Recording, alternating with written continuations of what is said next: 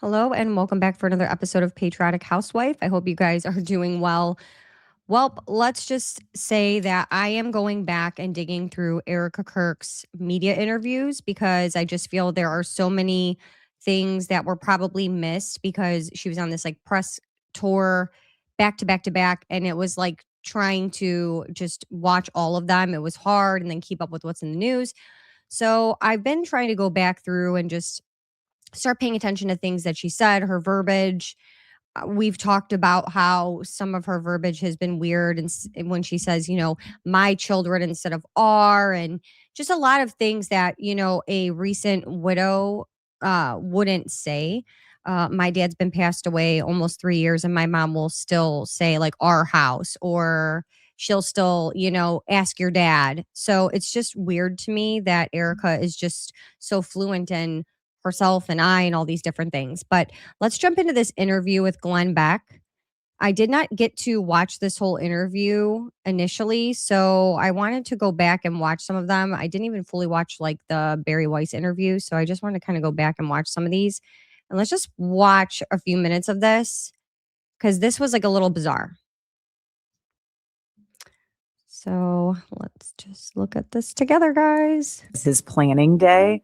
I'm actually sitting in his office. This is his home office, and I have not been in here for a very long time. And I've just been, that's part of the reason why I keep looking down. It's not because I'm not wanting to look at you. It's because like there are so many treasures in here. Like for instance, like this piece of paper, he wrote on everything. He has papers everywhere. This says, it's the priorities. It says family, children, legacy, kids number one, versus careerism, consumerism, and loneliness.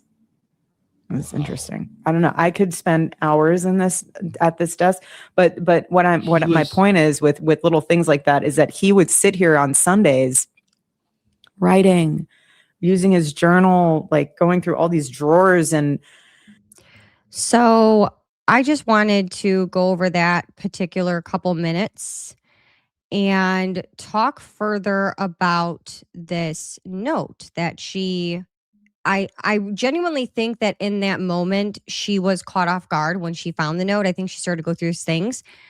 First off, I think it's so weird that she's like, I haven't been in his office since he passed. I don't know why. I don't know.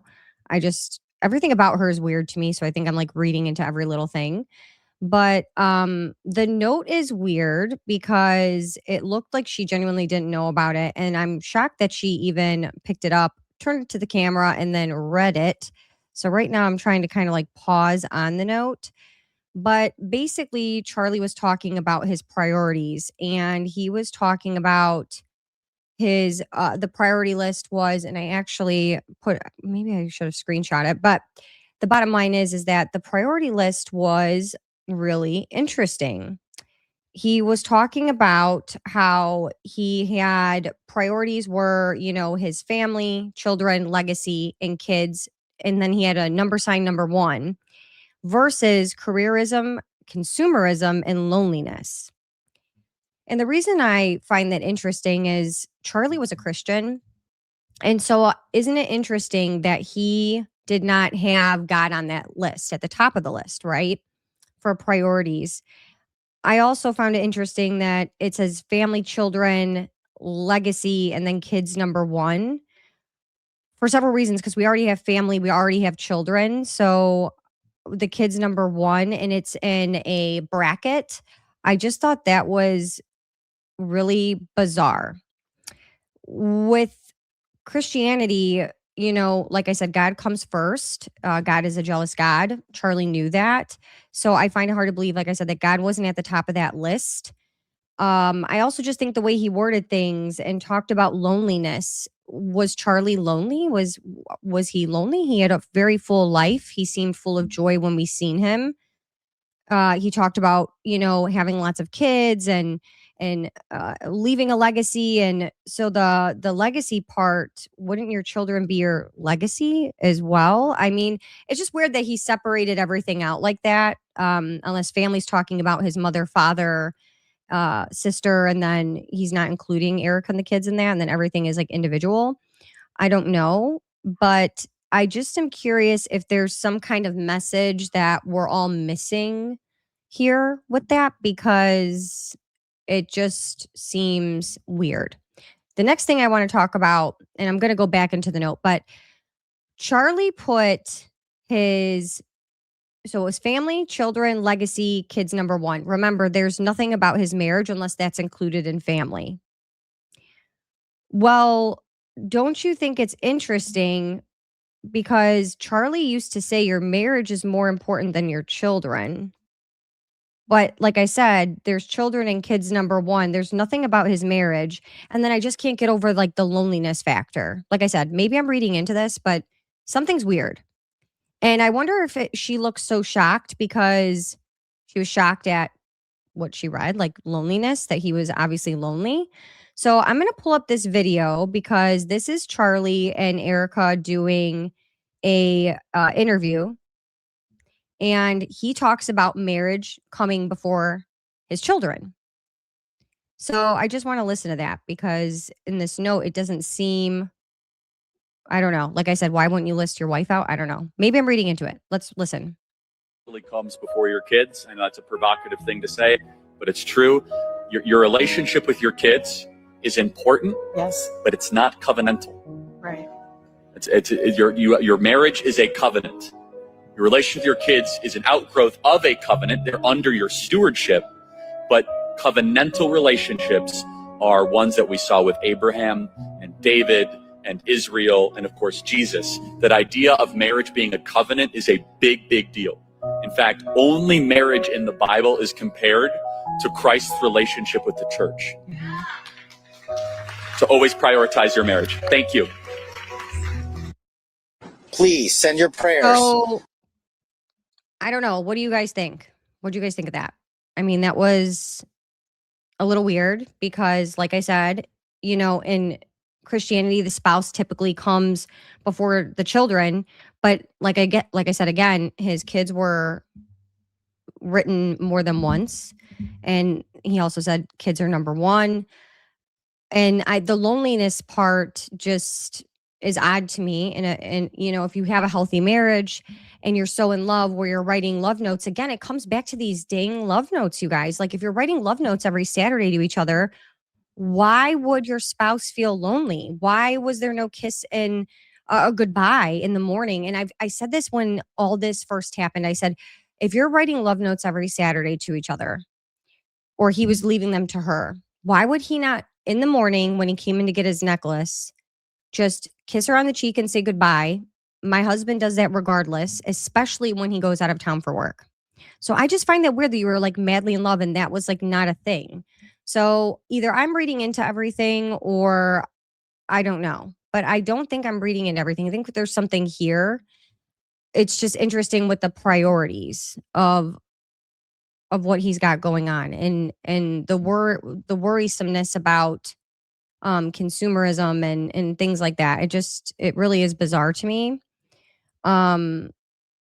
Also, it didn't really stand out at the time, but you know, she I don't know, she just doesn't appear to be acting when she's reading that note. You could see the genuine shock, and the puzzledness, like of, oh, like you could tell she was like, I think, taken back by what the list said. And, when you start to really look at this stuff and you look at the behaviors at the memorial event, when she's like whispering and then we're shouting and she's repeating everything and her staring is so odd. And you go through the interviews and you just watch like all these bizarre behaviors. I don't know. And then I start to think about the comments that she made, when she's at the memorial telling people to treasure marriage and certain things, and you know bringing up in several places of, your wife is not your slave. Why would you even say that? I mean, I don't there's just bizarre things that are coming out of her mouth all the time. If she's asked a question in these interviews, she doesn't even answer the question at all. I feel like we're not even talking about the question anymore. also with this note that he puts careerism. And that was interesting, because his career was already built. So was he saying, because this is versus careerism, consumerism, loneliness. So did he not want those things to be important? Basically, like those weren't important, right? And I'm just like thinking out loud, you guys, as I'm talking to you. But isn't that interesting? Because what he's saying his priorities are versus what I guess isn't, or what maybe he doesn't want to be, basically. Haven't they violated like every single one of those? Like, Erika has taken over the CEO role since Charlie died. She went from being a trad wife, we stay at home, we're supposed to raise babies, that's the women's job. We have gender roles, which, mind you, I agree with gender roles. I agree that I'm a wife, I have a husband, he has his roles, I have mine. We respect each other, we love each other, we're best friends, that's marriage. Well, that's how a healthy marriage should be. But yet she jumped into that CEO role so fast. And I understand she says she knows everything, like Charlie told her everything, but you don't, when you've been a stay-at-home wife, how do you know how to run a company, especially considering the wolves in finance questions about the finances, to jump in and take that responsibility in that role? That's a lot. So him writing this note, obviously before he died, I wonder if there were things in the background that we weren't seeing. Obviously, a front was put on. And the consumerism is interesting because Charlie obviously didn't care about material things, but look at what we're doing with tpusa right now. We're selling every shirt we possibly can. We're selling pictures in a replica tent, for cry out loud. Like, want to talk about trying to make a buck and grifting. I mean, so what they're doing, again, it all comes back to none of it is matching up with what Charlie wanted. None of it is matching up with Charlie's values, his goals, his aspirations. Your wife would know this. She says she knows everything, but we're doing all these odd, bizarre things. I don't know. I don't know what to think anymore. Her reading that note and showing it probably wasn't like the best idea on there. I think right now the problem is with the PR stuff is no one's really thinking before they do.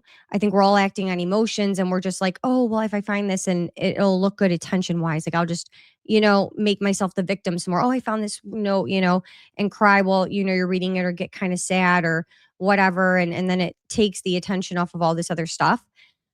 I don't know.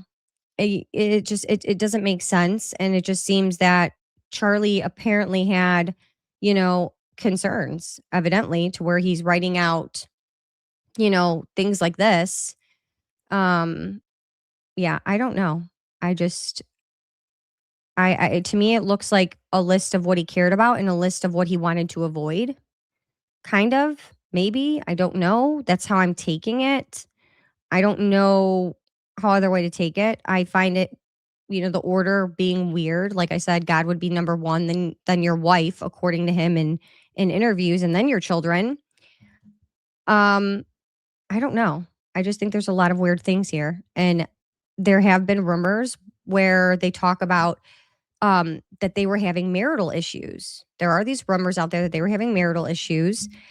And I talked about this in the very beginning, that they sold their home, their dream home that they bought. It was like a $3 million house, you guys. It was gorgeous.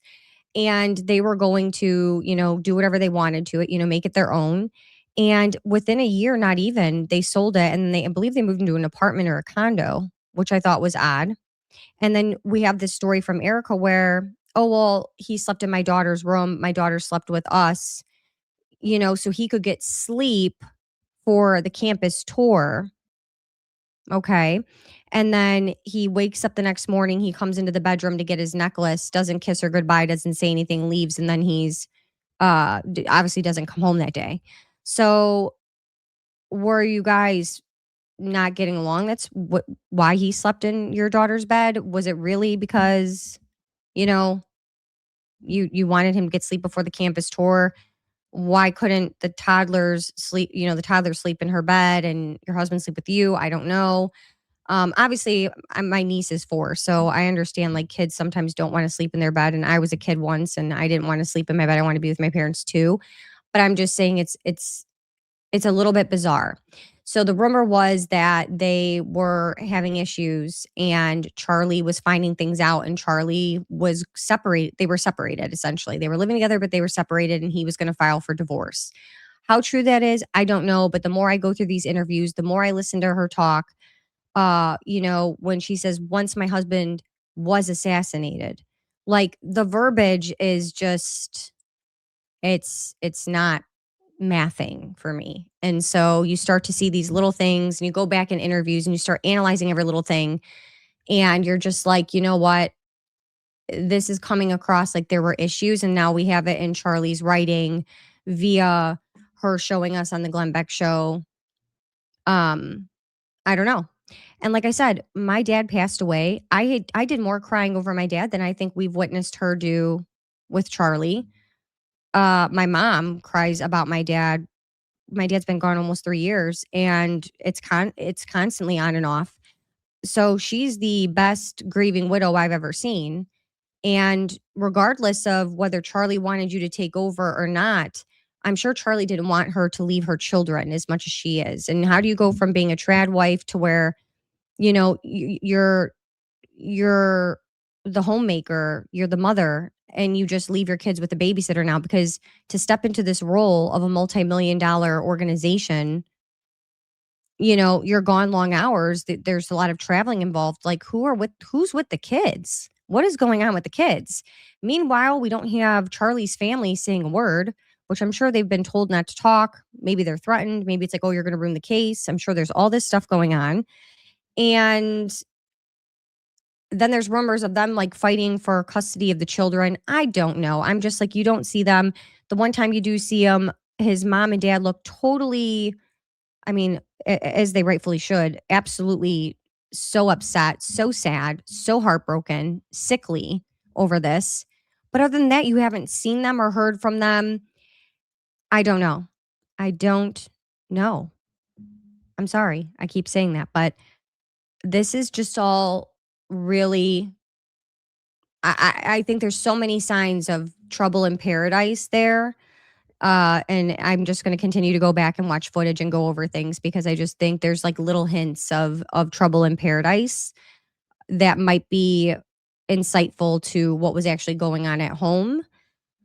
And I did, it's funny because before that rumor even came out, I was wondering, I was like, why would you buy your dream house and then sell it within a year and move into an apartment? It was just weird. It's just not something you would do. It did not make sense to me. So, and then canceling the Doge audit. We're not doing what Charlie wanted. Charlie wanted the Doge audit. He moved people around. He took titles away, and, it's just, and then everything after he died went back to the way it was before. And then the Doge audit's gone. And, just the values that he had, the freedom of speech, ask questions, never stop open dialogue. It keeps us free. Continue to ask questions. It keeps us free. And yet you have his wife standing before everyone on television for weeks in a row being like, just stop. Just stop. Just stop asking questions. Just stop. Like, question everything else in life, but not here. Not tpusa, not my family, not me. Look at me. I'm a grieving widow. Nope. Don't touch my Turning Point family. But nothing you guys do makes sense. I don't know. We need to start digging here, I think. I think this is like where I'm going to leave this. Anyway, be sure to like, comment, and share this video if you like it. Be sure to subscribe to the channel if you enjoy my content. I appreciate you all being here, and I will see you all in the next one.